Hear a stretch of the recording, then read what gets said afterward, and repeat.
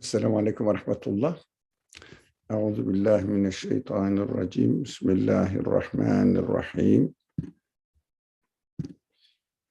اللهم اهدنا فيمن هديت، وعافنا فيمن عافيت، وتولنا فيمن توليت، وبارك لنا فيما أعطيت، وقنا شر ما قضيت، فإنك تقضي ولا يقضى عليك، إنه لا يذل من واليت ولا يعز من عاديت، تباركت ربنا وتعاليت، فلك الحمد على ما قضيت، نستغفرك اللهم ونتوب إليك، وصل اللهم على محمد وعلى آله وأصحابه وأتباعه وسلم، والحمد لله رب العالمين. آمين.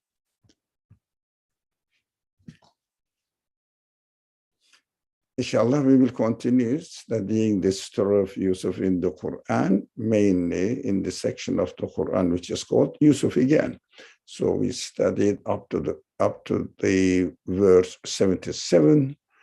We have studied and discussed in great detail about what happened to the brothers of Yusuf while they were there to get some provisions from the Aziz of Egypt. They didn't know it was Yusuf now, but they thought they were getting their provision from somebody else. They didn't know who he was because they left him, or they were separated when Yusuf was very young. So he's still young, but it has been many years. He's not an old man, but when they throw him into a well, he was really a young child. So here, Yusuf wanted to keep his brother, full brother, not apart from the other 12 brothers or 11 brothers. They had the same father, but different mother. So, but according to the law or religion of the king of this country, Yusuf could not keep him and separate him from the other brothers, but he didn't want to let them know that he is Yusuf. He wanted to bring his parents as well. So he obeyed the law of the king of the country,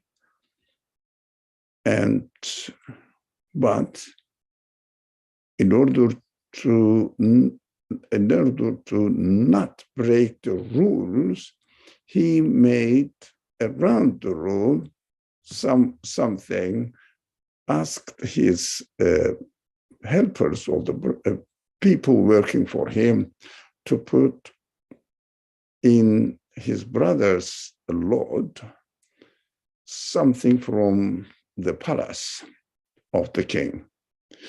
So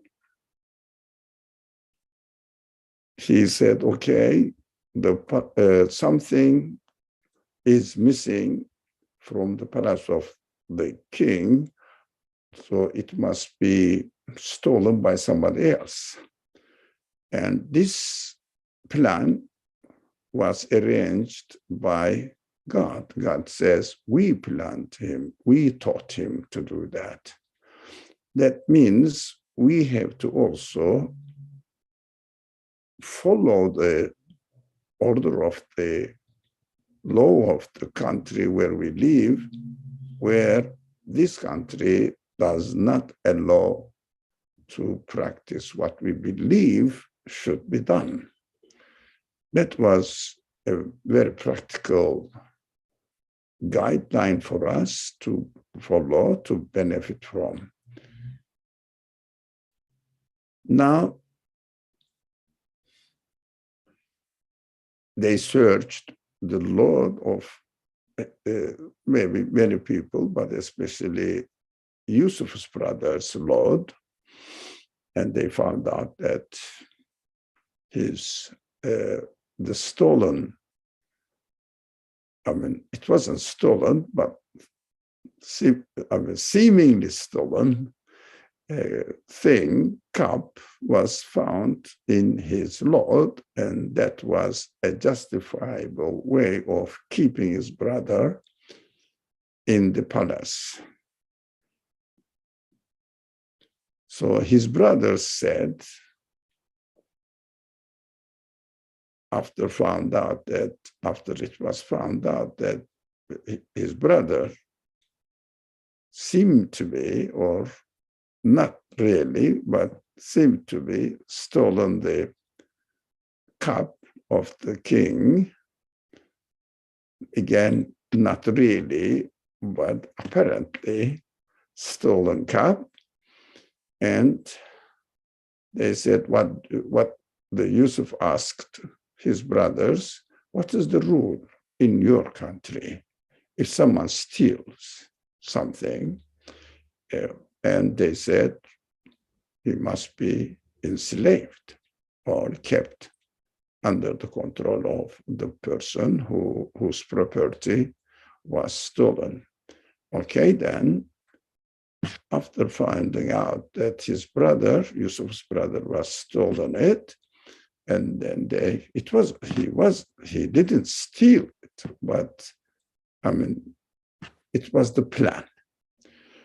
So Yusuf said, okay, that he will be under the custody or under the control of the Aziz of the country. So he kept his brother with him. But his brother said, now we are reading verse 77, but his brother said, if he steals, a brother of his has stolen before. An accusation is going on here. We understand now. Okay, let's keep reading the verse, but Joseph kept it within himself, because when they refer to his brother, Yusuf's brother's brother is Yusuf. So when they refer to his brother, of course it was Yusuf. So he did not expose himself that time and say that, what do you mean? We have to understand that he didn't take a defensive position. He kept it within himself and didn't reveal it to them. Didn't reveal his real identity to them, who he is. He said within himself, of course, not to them, you are worse, in a far worse situation. And God knows best the truth of what you connect. Because what we understand from here, first of all, Yusuf was never accused of stealing anything, whether he was while with his family, within his family, or while he was as being a slave of the Aziz of the country, and also while he was in the administrative position. He wasn't accused of him. Why we question here, why God mentions that his brothers expanded the accusation not only to Yusuf's brother, but also to Yusuf himself. What is the message in it? I asked this question, what is God teaching me here? I think definitely you also ask this question. What is the point in mentioning that? Of course, we cannot say that, they said it and God is narrating it. Oh, it is pointless. Because if there was no lesson in it, God will not really tell me this. Even in reality, they told this. Because Quran definitely mentions about anything that it mentions to teach me some guidance. That is the purpose of the Quran. So I cannot say that the Quran is mentioning this because it was the reality. But there is no lesson for you. That contradicts the definition of the Quran. That means Quran is just a narrative of a story. Something happened in the past. Pointless. We have to ask this question, what is the point? Now, I think we have been studying this or practicing this approach of studying the Quran, and you also, all the people here, as far as I can see, constantly following these classes, and definitely you should think about it as well, and please tell me what you think. What is the point in mentioning that his brothers, Yusuf's brothers, the other brothers, half brothers, let's make the case clear, half brothers, for no reason, accused Yusuf of a thief? What is the point? What God is teaching me here? Anything comes to your mind, please, without hesitation, share it. Of course, the bravest man, bravest person, just is not afraid of making a mistake, to my understanding. But sincerely, this comes to my mind, and whether it is right or wrong, if it is right, alhamdulillah. If it is wrong, please correct me and let me learn the truth. In both cases, whether right or wrong, we learn that my idea is accepted by our friends here. And if it was wrong, my wrong idea, my mistake has been corrected. Alhamdulillah, win-win position. But if you keep quiet, you don't know whether you are thinking right or wrong. Okay. I'll tell you what I'm thinking. Alia. What Fariha asked the permission for. Oh, Fariha, go ahead first. And then you, inshallah. Yes, please. Okay, thank you. Assalamu alaikum. So, what's the wisdom behind me experiencing this type of event? I would say, first of all, it makes me realize that I don't control anyone's free will either. And number two, I should, you know how we always say, mind my own business. So I should pretty much just stick to what seems right for me. I mean, just some thoughts.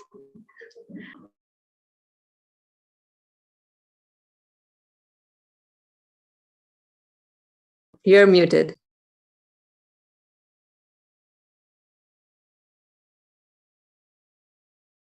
Oh, thank you very much. Thank you. Great. Alia's turn now, and then Farah and Asim. what came to my mind were the people who went to Jahannam, to hellfire, when they were asking to come back, and God was saying, if you go back, you'll do the same.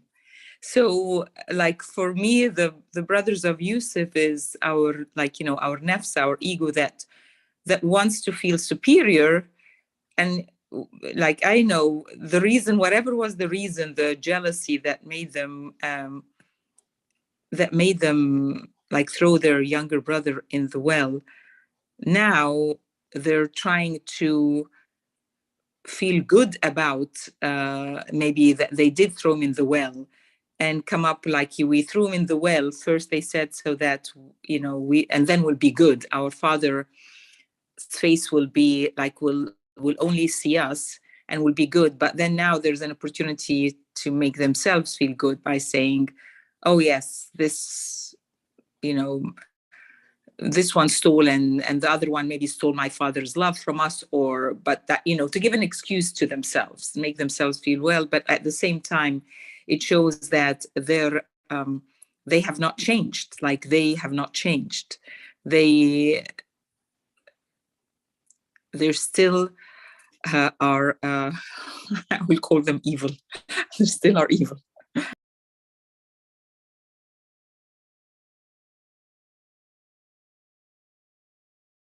Yeah, thank you. Thank you. We heard you. And yes, we have to take into consideration whatever is stated. Farah, please. I'm thinking in terms of how we began this whole chapter on relating, and this combines what Fariha and Alia already share in a way, that Yusuf as the consciousness and his brothers as the different faculties of human being, including the intellect, feelings, etc. And so there's this idea that Yusuf, representing the consciousness, does not have a free will to decide one way or the other. It just expresses the way that it is, whereas the brothers in this case can, or our intellect, for example, can use the free will to make a judgment about where the responsibility lies. And it speaks to me a moment of also doubting one's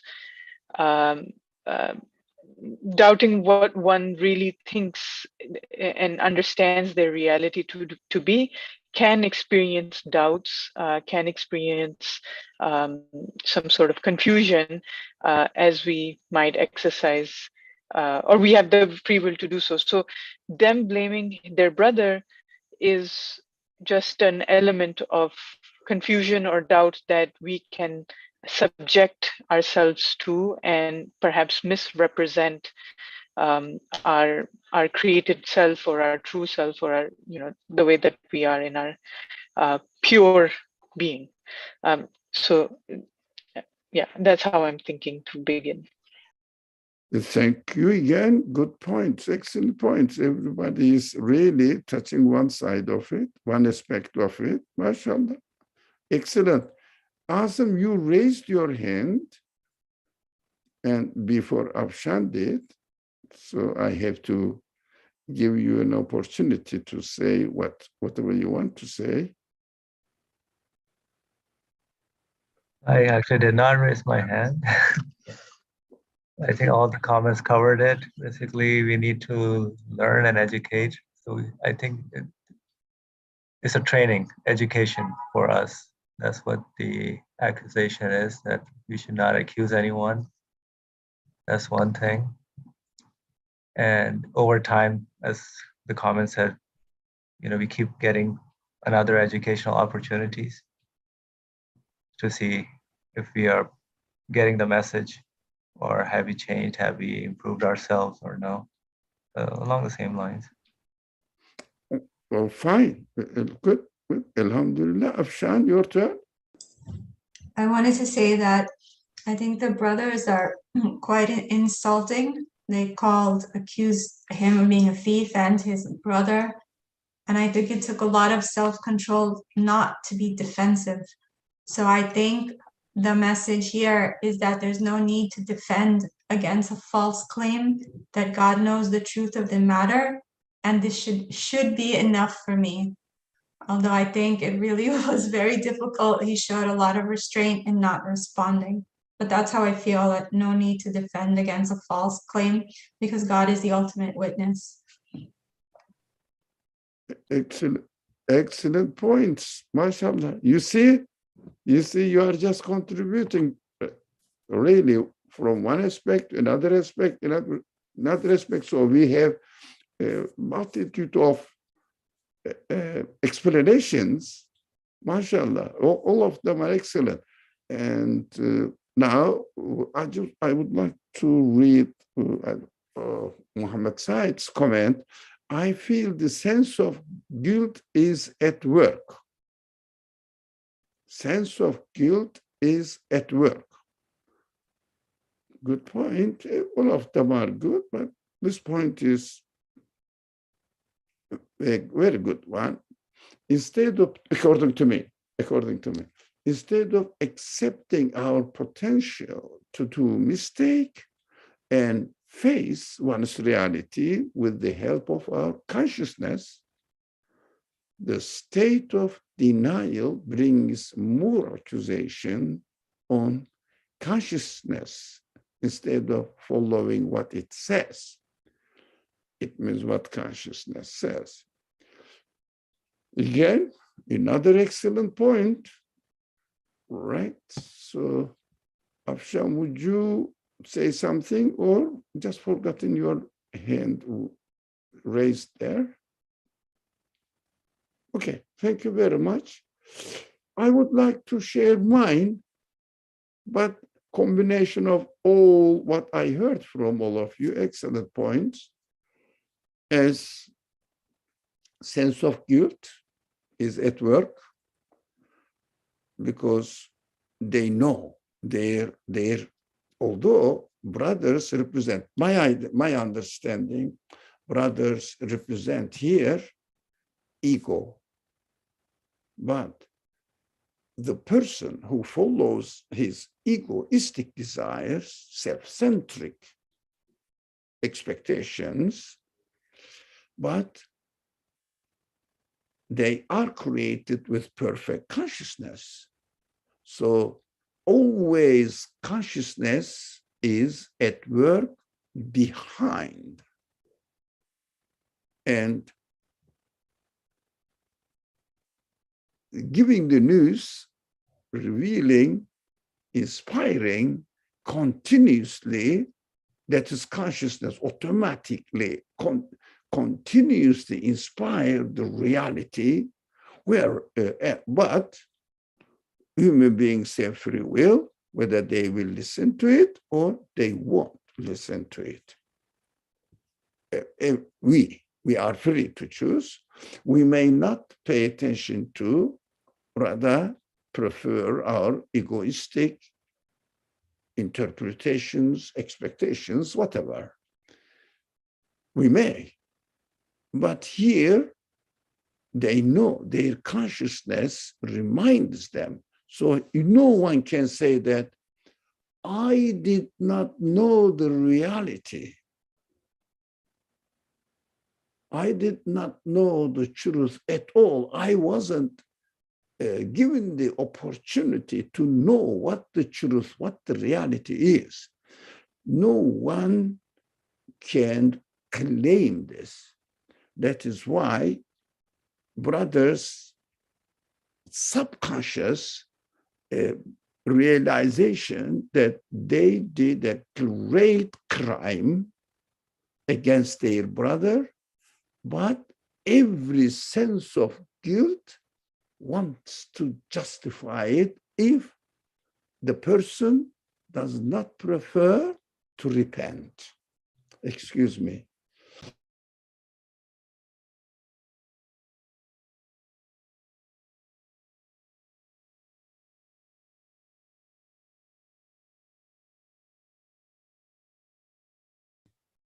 Now, I think these are all mentioned.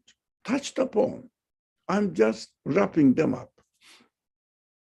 So first of all, they just revealed their justification because of the sense of guilt is there, and because the consciousness is always working behind and keeps inspiring the reality, the truth to every human being. So out of control, to my understanding, they just expanded the subject of Yusuf's brother's apparent mistake, expanded it, and found it an opportunity for them to justify their themselves because of the pressure of the sense of guilt, but not really submitting themselves to truth, still preferring to follow their egoistic desires, which is not true, not reality. What consciousness inspires is the reality. So they just said it. His brother also is stolen. And in bracket, we understand that's why we have thrown him into the well. But he wasn't accused of being a thief. That is why ego is blind to the truth. Blind to the truth. Ego doesn't want to see the truth, reality. That is why human beings are justifying themselves and trying to find out any kind of opportunity to accuse somebody else, not themselves. But on the other hand, also it is mentioned by one of our friends who have explained their ideas, their understandings. Yusuf kept it within himself and didn't reveal it to them. Yes, we understand that we should not immediately start defending ourselves when we are accused of something which is not true. Why? Because Yusuf's mission is to spread the message to the people, not to defend himself. But of course, people and his brothers also didn't know that Yusuf was Yusuf, their brother. They didn't know that. That's why he kept it within himself.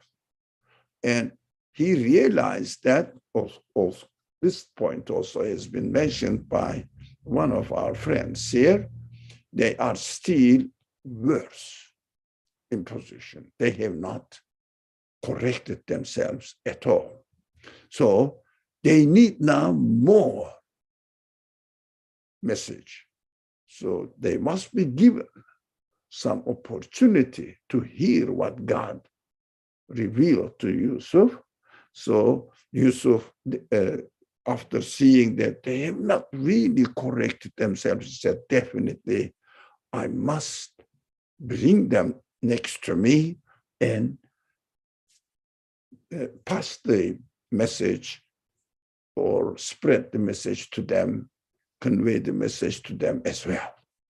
That is why he must be now decisive in his attitude towards his brothers, that rather than these people is worth nothing at all, so forget about them.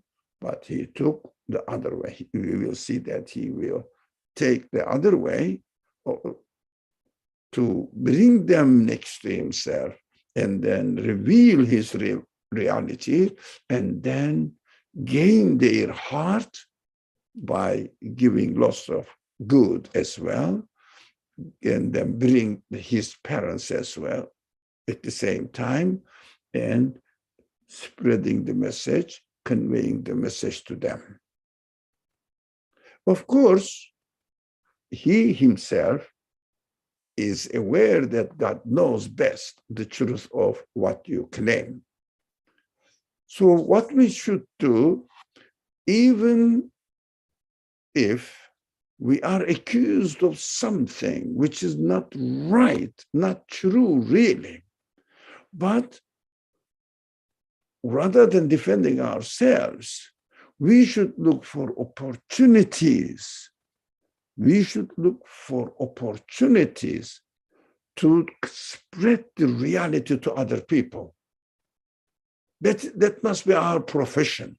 That must be our way of treating the people.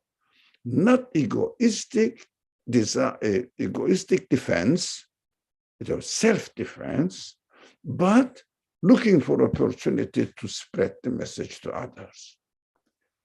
You see, we see that in this verse, there are quite a number of messages for us, and these are all practical matters for us right now.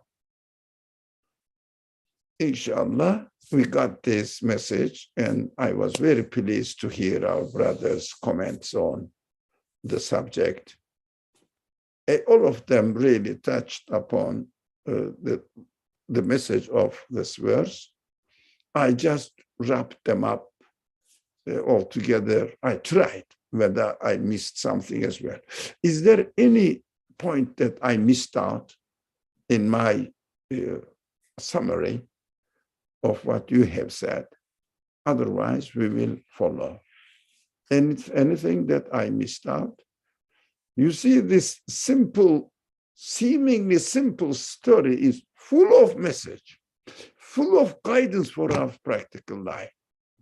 When we see this, when we realize this, when we study the Quran like this, or I can speak for myself, when I study the Quran like this and understand that it is full of message for me, I feel more and more confidence in my conclusion that this speech is really a guidance from my Creator in order to help me how to utilize or how to use my life in this world in the best way. That is what, that is how the Quran becomes really very precious source for me, for everyone, and for me as well. Alhamdulillah. If there was no comment, I will just follow the next verse, inshallah, that we want to study. Right now, verse 70.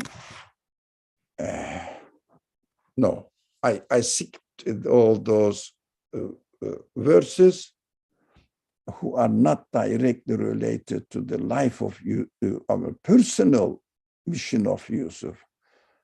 Otherwise, if we study the whole section of the Quran, Yusuf, then it will take months and months. It has already taken several months, actually.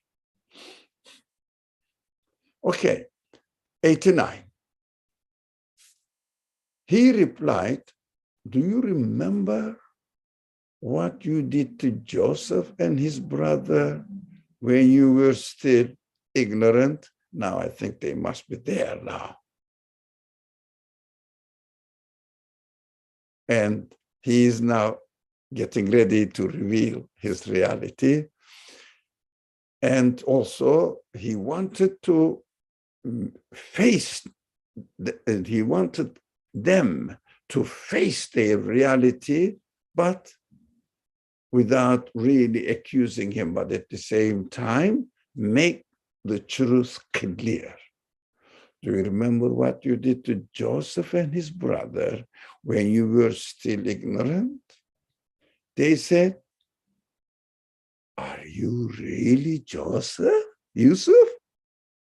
Because he mentions Yusuf now. Who knows Yusuf in Egypt? He said, because he has been very generous to them. He invited them to the palace to live with him.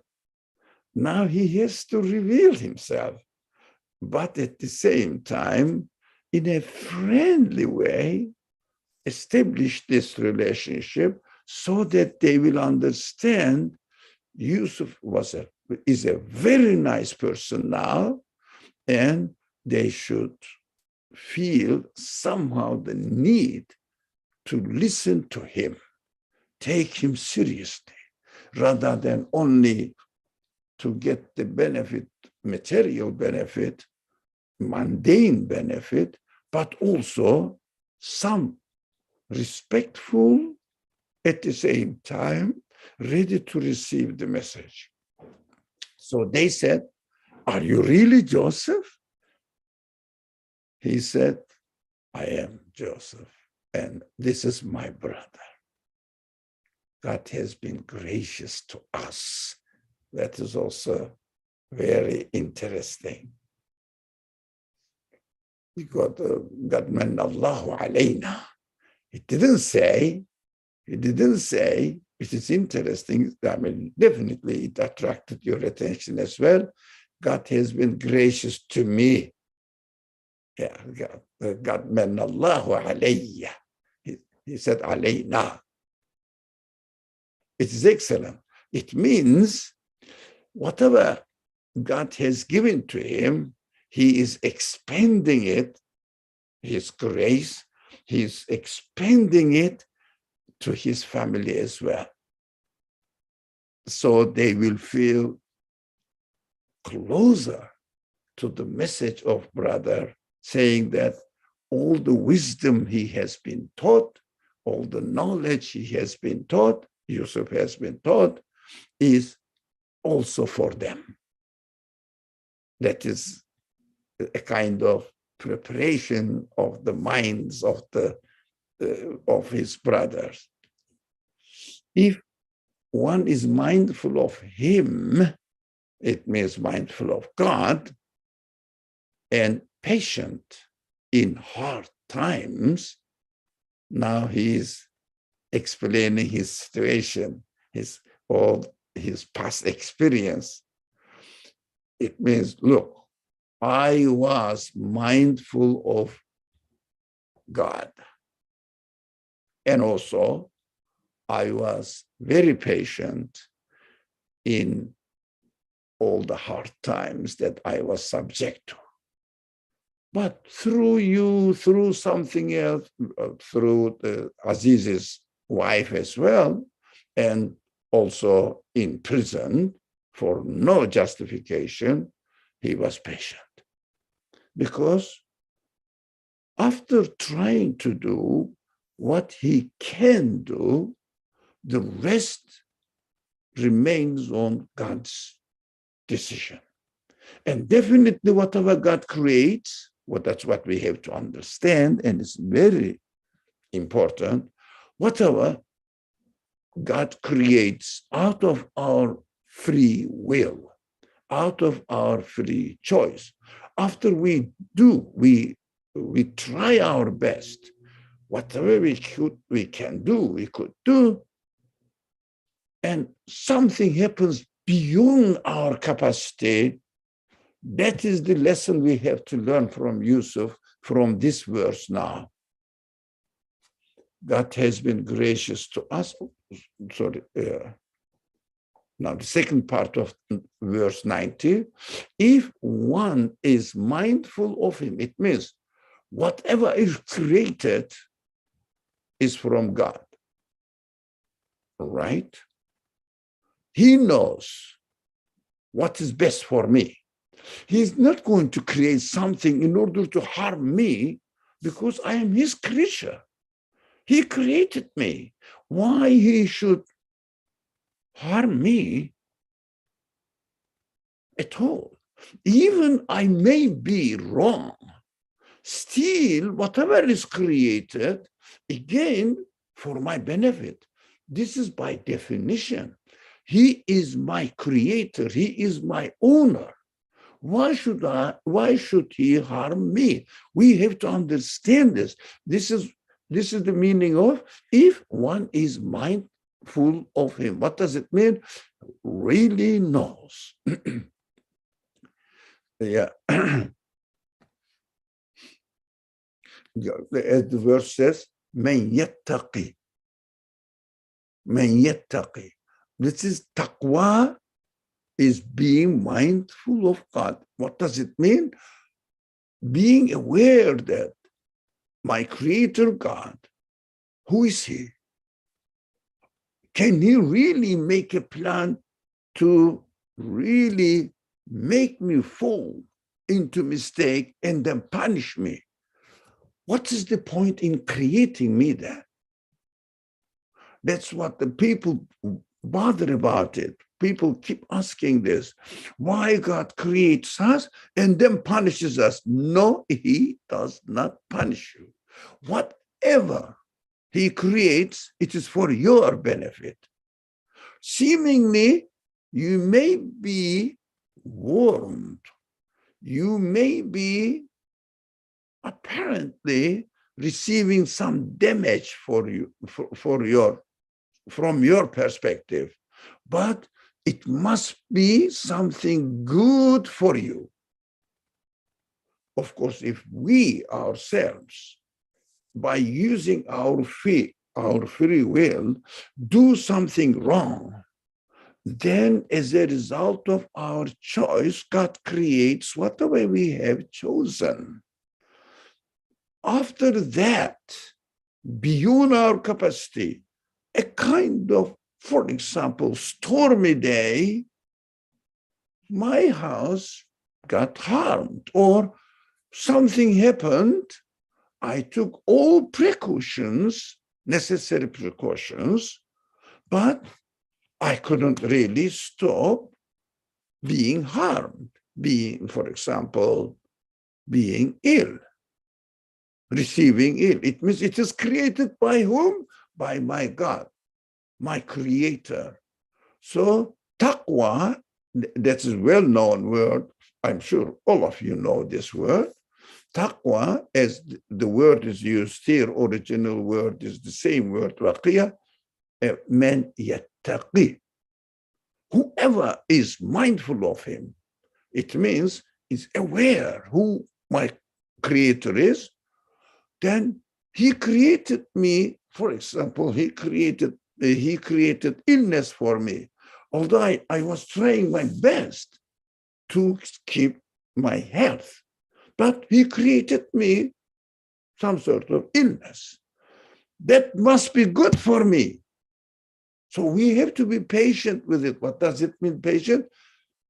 Don't be quick to claim that God is harming me. No.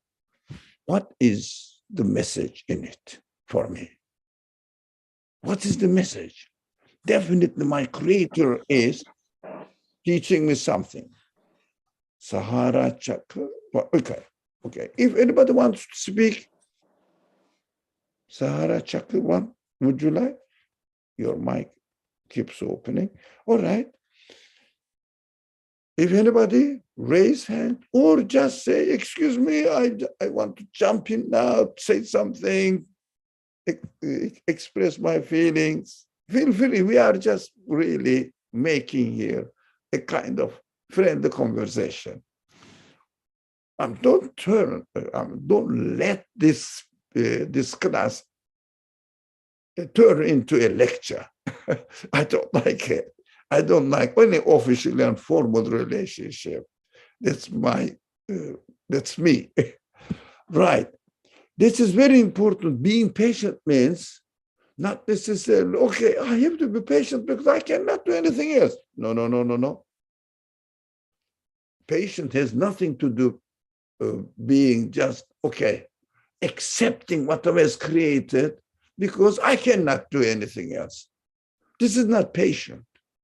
Because patience is, being patient, is trying to see, stopping to see what is the point that God is creating this for me out of my free will. If I have chosen something, that is something different. This is the out of discussion of this verse 90 now. No, but beyond our capacity, hurricane happened, and I was damaged for any kind. Did I do anything for hurricane? No. But did I do free will to make the result hurricane? No. That is directly created by God, His will. What I have to do, be patient. What does it mean? What is good for me here in His creation? My house is damaged, my car is damaged, my body is damaged, whatever. Some people were killed, died because of hurricane. What is good for it? Oh, those people who died, we hear the news from the explanations of the prophetic message. They are given death to be witness to the truth. So God gave them life and take their life. Property owner, life belongs to God.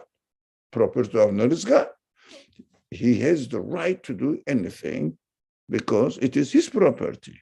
But at the same time, God is wise. God is just. So why did He give them life? Because, and we may say, sorry, they may be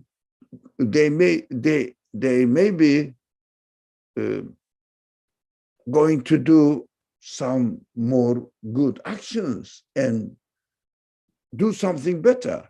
The prophet says, okay, they are already rewarded with paradise because they were chosen to be witness for to the truth, for the benefit of the rest of the people. Now, those people who died, that is their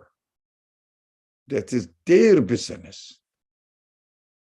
Those people who died, that is their responsibility.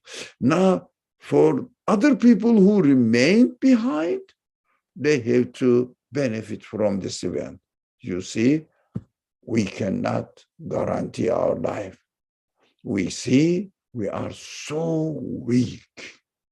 Even water, even wind,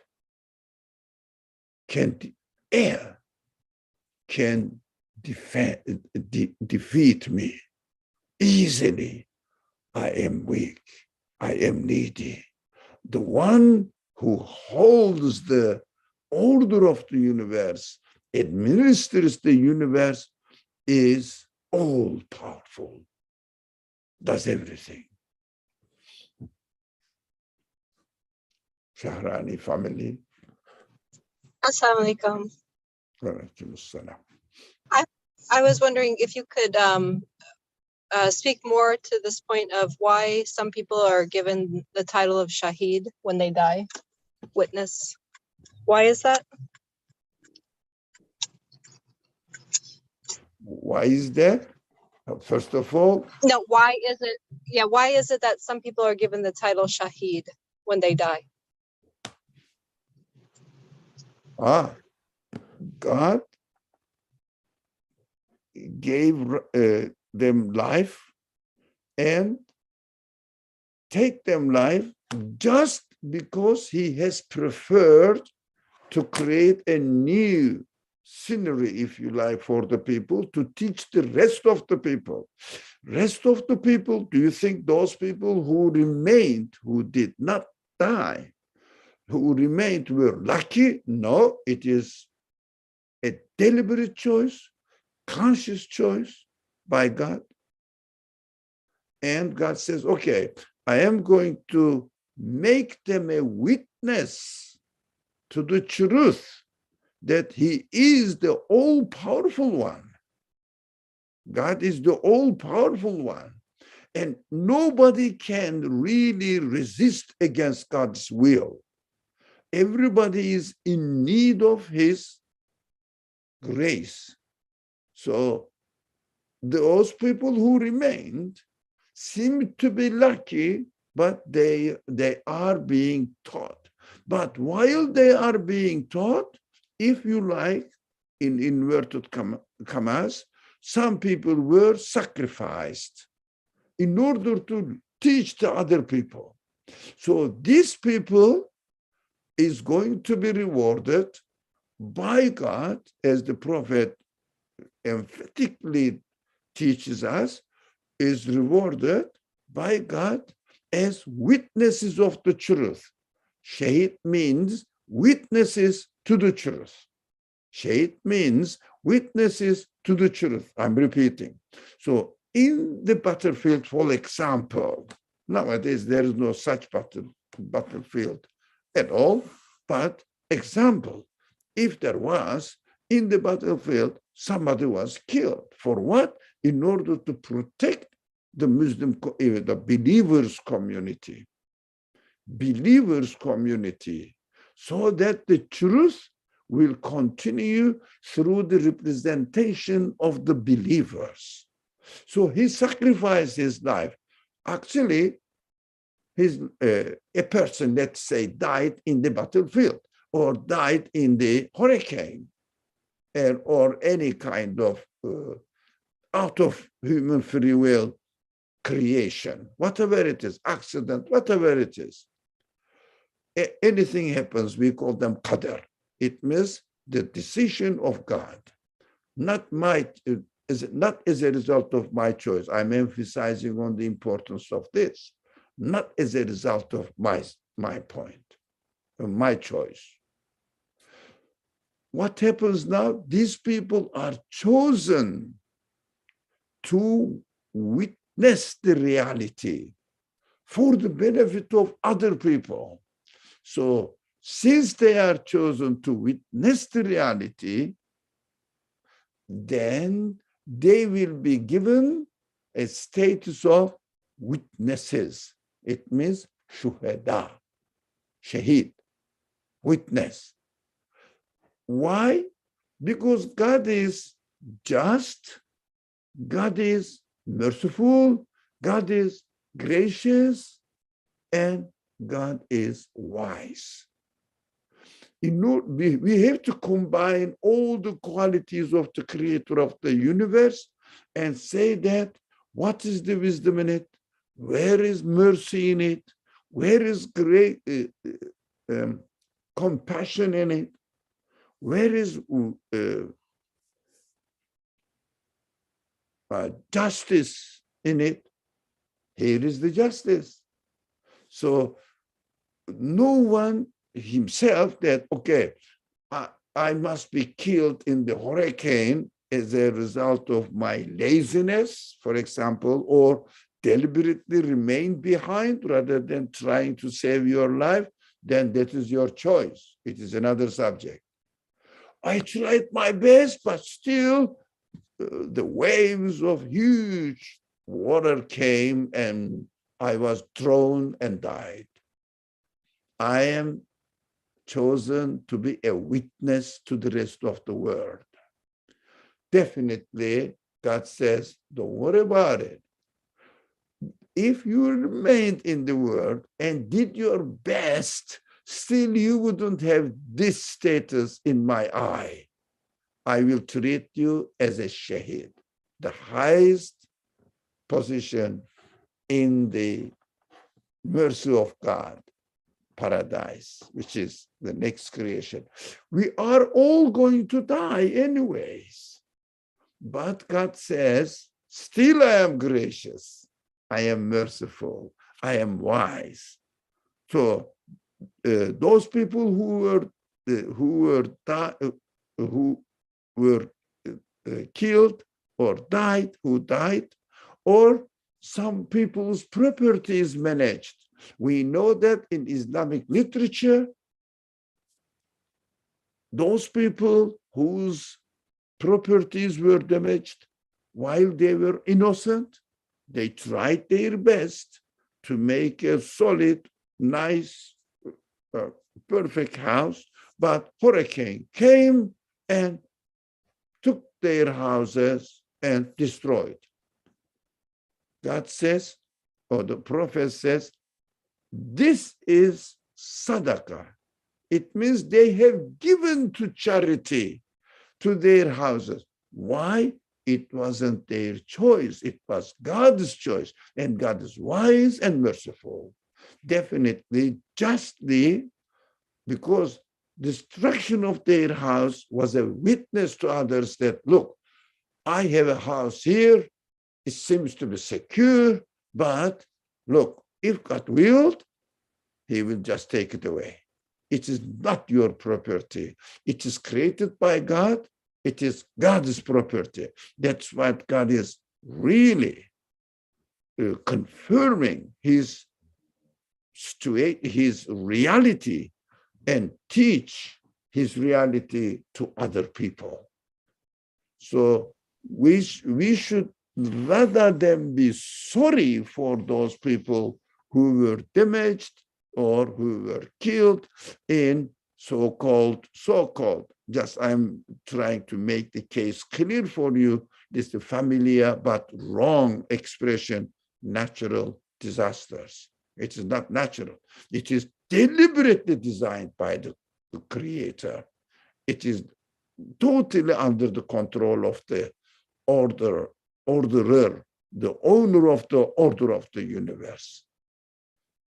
But the result is always in the benefit of the people. Always. Because ultimate aim of our life in this world is to gain the best position in the next creation. We have to struggle for it. We have to strive for it, to be most honorable, most honest people in this world, so that we should be the people of truth. We should be the people of belief in reality, whatever the reality is, so that we will fulfill our mission in this world as a temporary world in order to gain an eternal reward in the hereafter.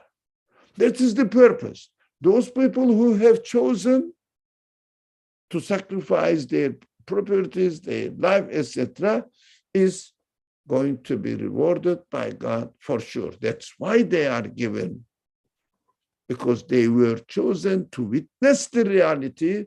They are given the position of witness, shaheed.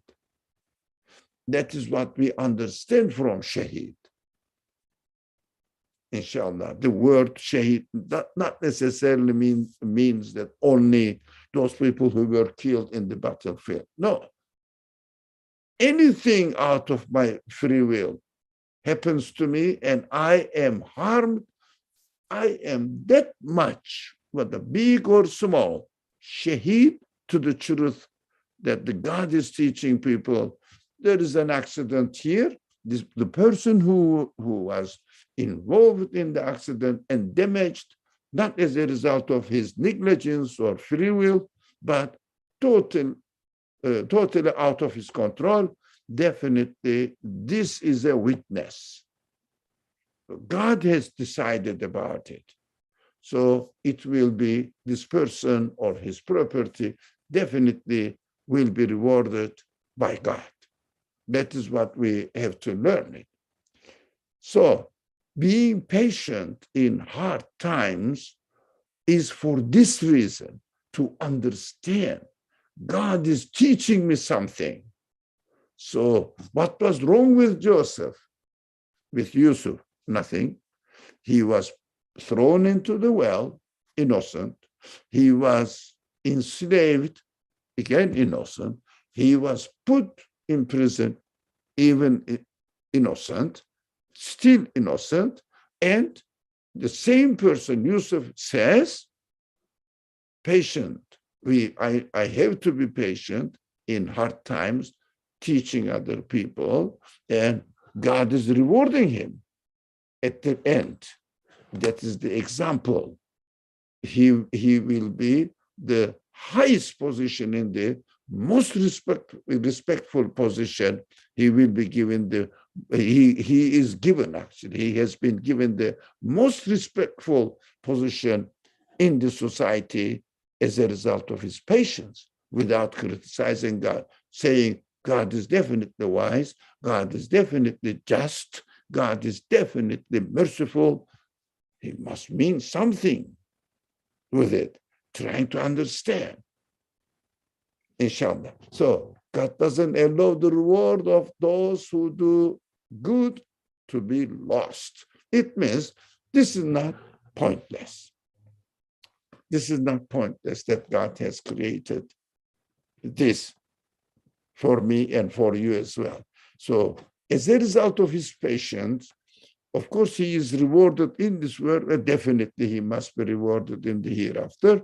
And then he was given the best opportunity to convey his message. That is what the situation of Yusuf was. So whoever does good, God definitely reward those people. And whoever is lost for any reason, his loss will be rewarded, and nothing will be really lost. That's why we should be very careful about the words, this lucky, unlucky. This is meaningless. These words are meaningless. God's decision is there, and we have to say, God has given you the opportunity to realize what the reality is. Inshallah. So,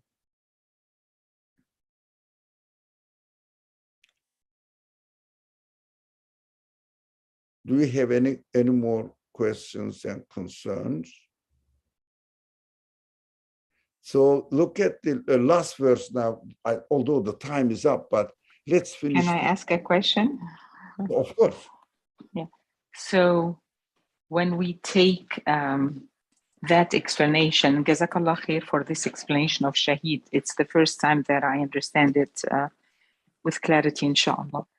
If we take that explanation and we apply it to disease, when it's not a disease that you have brought upon yourself, like, eating badly, or like, or engaging in unhealthy behaviors, then in that status of sickness, you are also shaheed, like, because it's the same applies.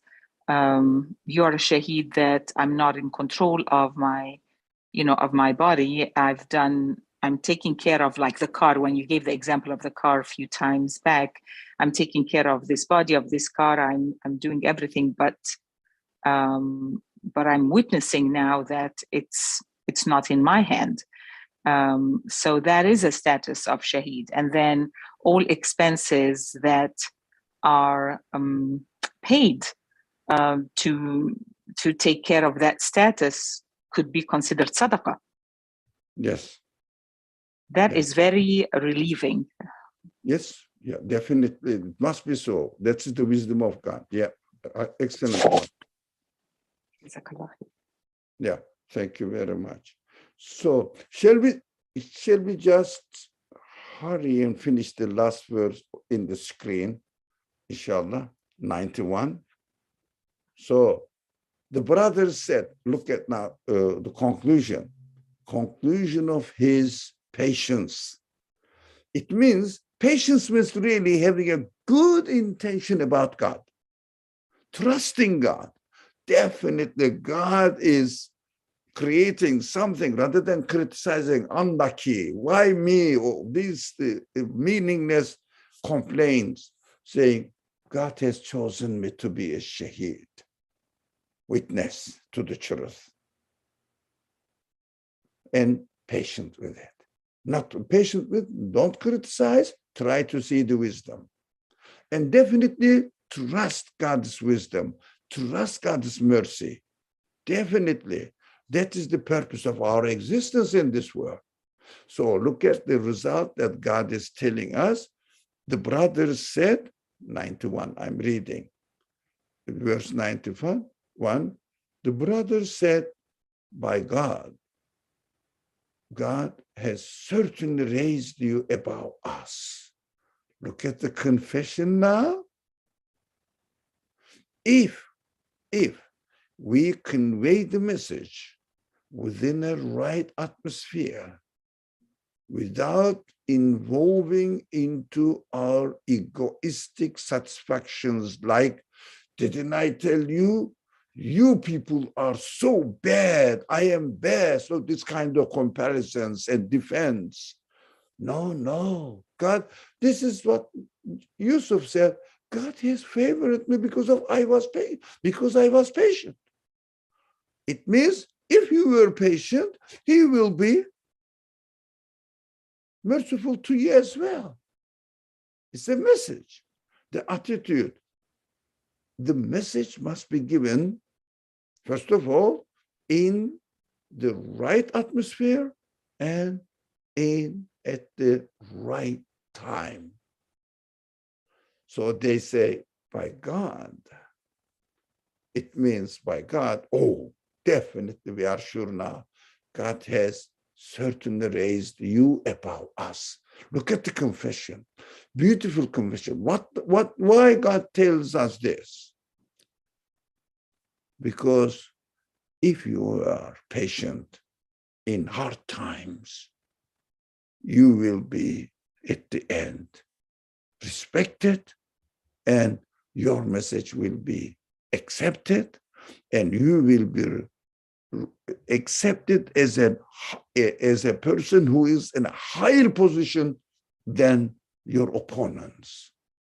And we have indeed done wrong. Now, this is not defense anymore, because the sense of guilt is left behind, and it is time now for confession, the reality. Because of the right attitude, the message is delivered within a right attitude, the result is created in the perfect, successful manner. So here it is. We have indeed done wrong. Beautiful confession. That is what God is teaching us. Please, God is saying, be careful not to defend, egoistic defend. It means rather than defending yourself, defend the truth. Keep the reality, keep the truth upheld. Not yourself. What Yusuf is presenting as the perfect example, it is very practical in our life. It is the best guidance, alhamdulillah, that we are getting from this seemingly story-like telling. Story, people love the story of Yusuf, but inshallah, we have to get the message in it. Make it practical, inshallah. We will continue, inshallah. We have some more to go. Let me see how many more. Oh, now 1, 2, 3, 4, 5, 6 slides more to come to the end, inshallah. Bismillah ar-Rahman ar-Rahim. Subhanaka la ilma lana illa ma 'allamtana innaka antal alimul hakim. Wa akhiru da'wahum and alhamdulillahi rabbil alameen. May Allah accept your fasting and your prayers, inshallah. Wassalamu alaikum wa rahmatullah. Next week on the Wednesday, yes, inshallah, we will meet again, and Saturday and Monday, we will continue, inshallah. Wassalamu alaikum wa rahmatullah. Thank you, Doctor.